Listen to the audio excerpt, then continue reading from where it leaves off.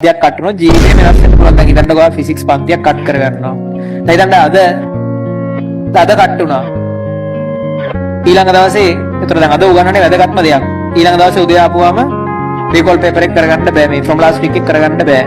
උගන්වන්නේම තේරෙන්නේ නැහැ. මානසික වැටෙනවා. මානසික වැටිලා ඊට පස්සේ තේරෙන්නේ නැති හින්දා ඉගෙන ගන්න බෑ. ඉගෙන ගන්න නැති හින්දා තේරෙන්නේ නැහැ. රෙකෝඩින් එකක් මිස් වුණා කියන්නකෝ. කොහොමම යනවා. ටර්ම් ටෙස්ට් පේපර් එකේ ලකුණු අඩු වෙනවා. පන්තියේ පේපර් වල ලකුණු අඩු වෙනවා. ඊළඟ වලට F තමයි.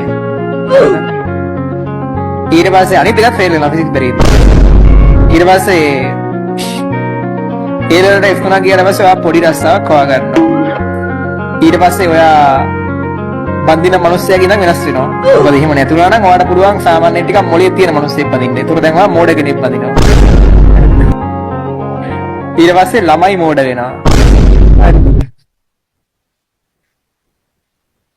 ඔහොම ගිහිල්ලා අන්තිමට මෝඩ ජෝඩුව වගේ ඉන්න තියෙන්නේ.